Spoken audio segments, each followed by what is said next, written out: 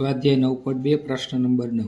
શ્રુતિએ 44 semi લંબાઈના તારને વર્તુળાકાર વાળ્યો છે, તો વર્તુળની ત્રિજ્યા શોધો, તેનું ક્ષેત્રફળ પણ શોધો. જો એ જ તારને ચોરસ આકારમાં વાળવામાં આવે તો દરેક બાજુની લંબાઈ કેટલી થશે? વર્તુળ અને ચોરસ બેમાંથી કઈ આકૃતિનું વધુ ક્ષેત્રફળ આવરે છે? અને પાઈની કિંમત 22/7. તો શું છે આમાં? 44 સેમી લાંબા તારને પહેલા શેમાં વાળ્યો છે? વર્તુળાકાર, અને એને આપણે શું શોધવાની છે? ત્રિજ્યા. તો હવે તારની લંબાઈ કેટલી આપી છે? તારની લંબાઈ બરાબર 44 છે. તારને વર્તુળાકાર વાળશું તો શું થશે? વર્તુળનો પરિઘ બરાબર શું થાય? તારની લંબાઈ. વર્તુળના પરિઘનું સૂત્ર 2πr, અને તારની લંબાઈ કેટલી છે? 44 સેમી આપને આપી છે. હવે બગડો એમ નામ, પાઈની જગ્યાએ શું લખશું? 22/7. આર ત્રિજ્યા આપણે ગોતવાની છે. અહીંયા શું છે? 44 સેમી એમ નામ. હવે આની યારે જે ગુણાકારમાં બધું ક્યાં જશે? ભાગાકારમાં. તો 44 2 × 22 સપ્તમાંશ, છેદનો છેદ અંશમાં, બરાબર અહીંયા શું વધશે? આર વધશે. 22 × 2 = 44. તો આર બરાબર આપણે શું મળ્યું? 7 સેમી. તો ત્રિજ્યા બરાબર કેટલી મળી છે આપણને? 7 સેમી. આગળ દાખલામાં શું કીધું છે? વર્તુળની ત્રિજ્યા શોધો. તો વર્તુળની ત્રિજ્યા તો 7 સેમી મળી ગઈ. તેનું ક્ષેત્રફળ પણ શોધો. તો શું લખશું? વર્તુળનું ક્ષેત્રફળ બરાબર πr². પાઈની કિંમત 22/7. આરની જગ્યાએ 7 × 7, કેમ કે આર 7 છે, 7નો વર્ગ એટલે 7 × 7. 7 7 વહી ગયા. 22 × 7, 2 × 7 = 14, 154 સેમી સ્ક્વેર. તો વર્તુળનું ક્ષેત્રફળ કેટલું મળ્યું? વર્તુળનું ક્ષેત્રફળ બરાબર 154 સેમી સ્ક્વેર. હવે ચોરસની દરેક બાજુને આપણે શું લેવાની છે? લંબાઈ ગોતવાની આપણે કીધી છે. તો શું થશે? ચોરસની પરિમિતિ બરાબર શું થશે? તારની લંબાઈ. કારણ કે તારમાંથી ત્યાં આપણે શું બનાવવાનું છે? ચોરસ બનાવવાનું. તો ચોરસની પરિમિતિ શું થાય? 4 × 8. હવે તારની લંબાઈ કેટલી હતી? 44 સેમી. તો શું થશે? એલ બરાબર 44 એમના, આ 4 ગુણાકારમાં થાય ભાગાકારમાં. તો 11 × 4 = 44. 4 4 વહી ગયા. તો તારની લંબાઈ કેટલી મળી? 11 સેમી. હવે શું કીધું છે? વર્તુળ અને ચોરસ બેમાંથી કઈ આકૃતિનું ક્ષેત્રફળ વધારે? તો હવે ચોરસનું ક્ષેત્રફળ કેટલું થશે? ચોરસનું ક્ષેત્રફળ બરાબર L × L, એટલે 11 × 11, એટલે કેટલું થશે? 111 × 11 એટલે કેટલા થશે? 121 સેમી સ્ક્વેર. હવે આપણે શું કરવાનું છે? વર્તુળનું ક્ષેત્રફળ કેટલું મળ્યું હતું આપણને? 154 સેમી સ્ક્વેર, અને આ ચોરસનું ક્ષેત્રફળ 121 સેમી સ્ક્વેર. તો આ શું દર્શાવે છે? કે વર્તુળનું ક્ષેત્રફળ 154 છે, ચોરસનું ક્ષેત્રફળ 121. તો વર્તુળનું ક્ષેત્રફળ શું થશે? વધારે થશે. દાખલા નંબર 10. 14 સેમી ત્રિજ્યાવાળા વર્તુળાકાર પુઠ્ઠામાંથી 3.5 સેમી ત્રિજ્યાવાળા બે વર્તુળ. તો જો આ 14 સેમી ત્રિજ્યાવાળું આખું વર્તુળ છે, એમાંથી 3.5 સેમીના બે વર્તુળ, એટલે એક વર્તુળ અને આ બીજું વર્તુળ, આ બે વર્તુળ, અને 3 સેમી લંબાઈ અને 1 સેમી પહોળાઈવાળો લંબચોરસ, અને પછી આ એક લંબચોરસ કાપવામાં આવે છે. તો બાકીના પુઠ્ઠાનું આપણે શું કરવાનું? ક્ષેત્રફળ કેટલું છે એ ગણવાશું. તો આપણે પહેલા શું કરશું? મોટા પુઠ્ઠાનું ક્ષેત્રફળ ગોતી લઈશું, જે આખું પુઠ્ઠું છે. તો સમગ્ર પુઠ્ઠાનું ક્ષેત્રફળ બરાબર πr². હવે પાઈની કિંમત કેટલી છે? 22/7. ત્રિજ્યા કેટલી આપી છે આપણે? મોટા પુઠ્ઠાની ત્રિજ્યા 14 સેમી. તો ×14 × 14, તો 7 × 2 = 14. તો શું થશે? 22 × 2 = 44 × 14, 616 સેમી સ્ક્વેર થશે. તો સમગ્ર પુઠ્ઠાનું ક્ષેત્રફળ બરાબર કેટલું આવ્યું? 616 સેમી સ્ક્વેર. હવે આગળ શું કીધું છે?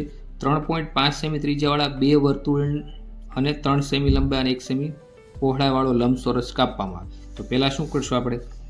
ત્રિજ્યા 3.5 સેમી વાળા વર્તુળનું ક્ષેત્રફળ. હવે જો એવા ક્ષેત્રફળ કેટલા હતા? 2 હતા, એટલે આગળ 2 કરશું ગુણ્યા પાય r નો વર્ગ. તો 2 એમના. હવે આ 3.5 છે તો એને આપણે શું લખશું? 7/2 પણ લખી શકીએ. તો r બરાબર શું થશે? 7/2. તો પાયની જગ્યાએ 22 સપ્તમાંશ એમના. 7/2, 7/2. 7 7 ઉડી ગયા, આ 2 ઉડી ગયા. અહીંયા શું થશે? 11 × 22 એટલે 11. હવે વધ્યું શું? 11 + 77. તો 77 સેમી સ્ક્વેર એ 3.5 સેમી ત્રિજ્યાવાળા વર્તુળનું ક્ષેત્રફળ. તો આ નાના વર્તુળ આપણે લખશું, નાના વર્તુળનું ક્ષેત્રફળ. હવે આગળ શું કીધું છે આપણને? 3 સેમી લંબાઈ અને 1 સેમી પહોળાઈવાળો એક લંબચોરસ, જે આ લંબચોરસ એમાંથી કાપવાનો છે. તો આપણે લંબચોરસનું ક્ષેત્રફળ લખશું. તો લંબચોરસનું ક્ષેત્રફળ બરાબર લંબાઈ ગુણ્યા પહોળાઈ. તો અહીંયા આપણે લંબાઈ કેટલી આપી છે? 3 સેમી. એલ બરાબર 3 સેમી, પહોળાઈ 1 સેમી. તો 3 × 3, 3 સેમી સ્ક્વેર. લંબચોરસનું ક્ષેત્રફળ બરાબર 3 સેમી સ્ક્વેર. હવે બાકીના પુઠ્ઠાનું ક્ષેત્રફળ, તો એમાંથી શું થશે? પહેલા મૂળ પુઠ્ઠાનું ક્ષેત્રફળ, મૂળ પુઠ્ઠાનું ક્ષેત્રફળ માઇનસ નાના 2 નાના વર્તુળનું ક્ષેત્રફળ માઇનસ શું થશે? લંબચોરસનું ક્ષેત્રફળ.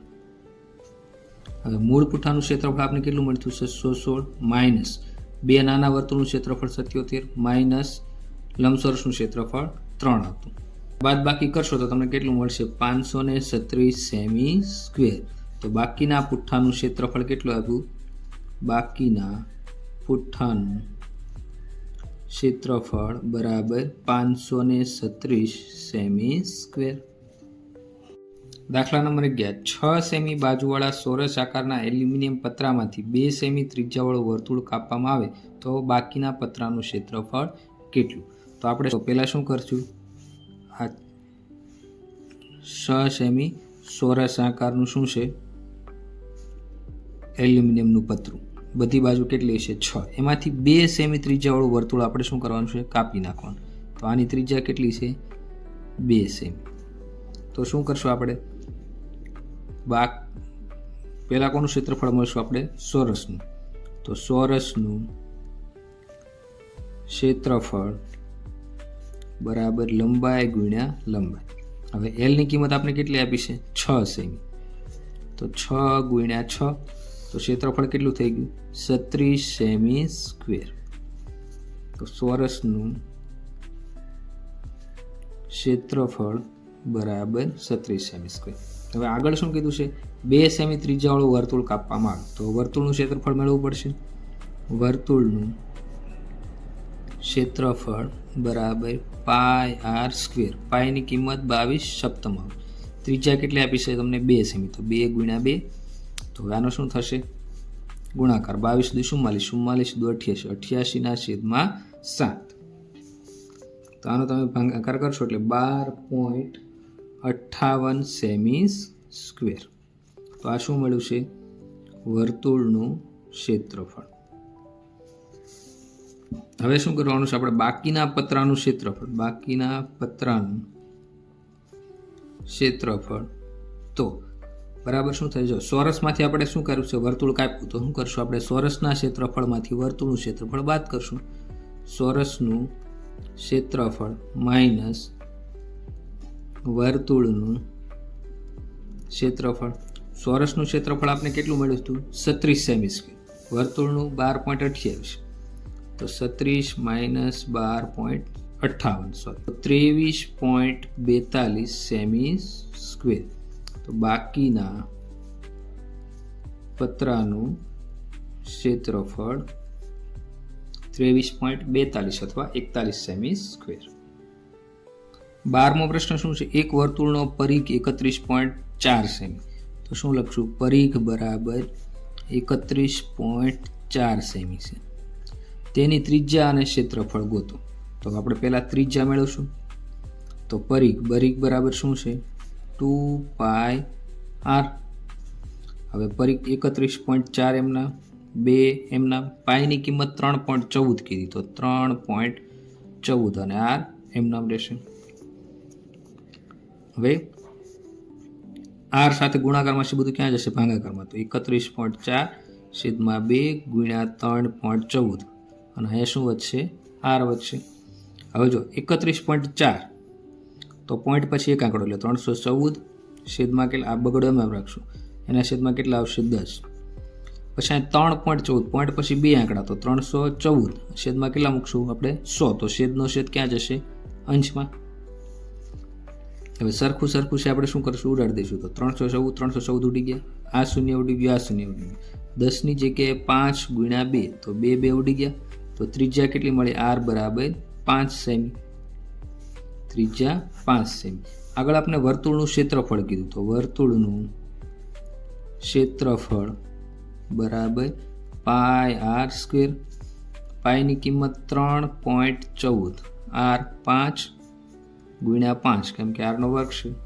હવે 3.14 તો 314 પોઈન્ટ પછી બે આંકડા એટલે છેદમાં કેટલા કરશું આપણે? 100 ગુણ્યા 5 ગુણ્યા 5. હવે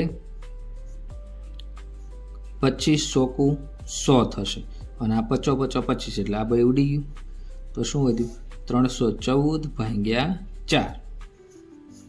તો કેટલું મળશે? 78.5 સેમી સ્ક્વેર. તો વર્તુળનું ક્ષેત્રફળ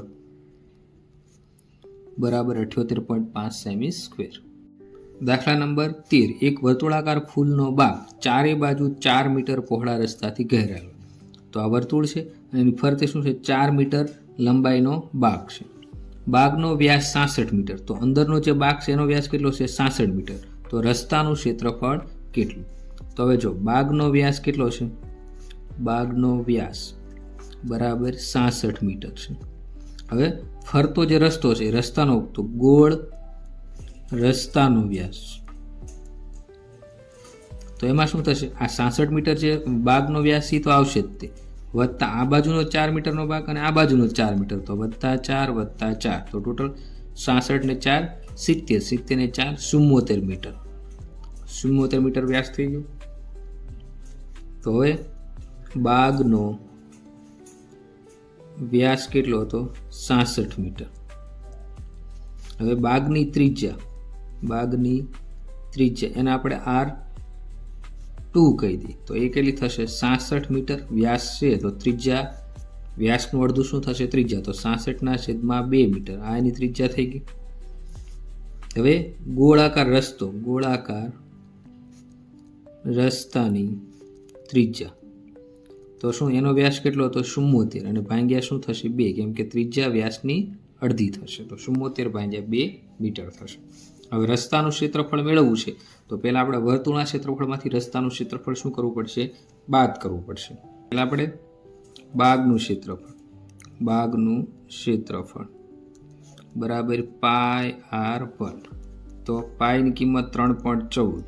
હવે બાગની ત્રિજ્યા કેટલી આપી છે આપણને? 66/2 ગુણ્યા 66/2. શું કામ? આ તો વર્ગ છે એટલે. તો શું થશે? 3.14 ની જગ્યાએ 314/100, પોઈન્ટ પછી બે આંકડા એટલે છેદમાં 100 ગુણ્યા 66/2 ગુણ્યા 66/2. હવે આનો ઉપરનો આપણે ગુણાકાર કરશું અને નીચેનો પણ ગુણાકાર કરશું. 13,67,784 ગુણ્યા 100 ગુણ્યા 2 ગુણ્યા 2, તો 2 દુ 4 એટલે છેદમાં કેટલા થશે? 400. હવે આ બંનેનો આપણે શું કરશું? ભાગાકાર કરશું. તો 3419.47 સેમી સ્ક્વેર. તો આ બાગનું ક્ષેત્રફળ મળ્યું. હવે શું થયું? રસ્તા સહિત સમગ્ર બાગનું ક્ષેત્રફળ બરાબર πr². તો આ શેનું ક્ષેત્રફળ છે? બાગનું ક્ષેત્રફળ. તો પાઈની જગ્યાએ 3.14. હવે આ રસ્તા સહિત કેટલું ત્રિજ્યાથી? 74/2 ગુણ્યા 74/2, જે અગાઉ આપણે ત્રિજ્યા જોઈ છે.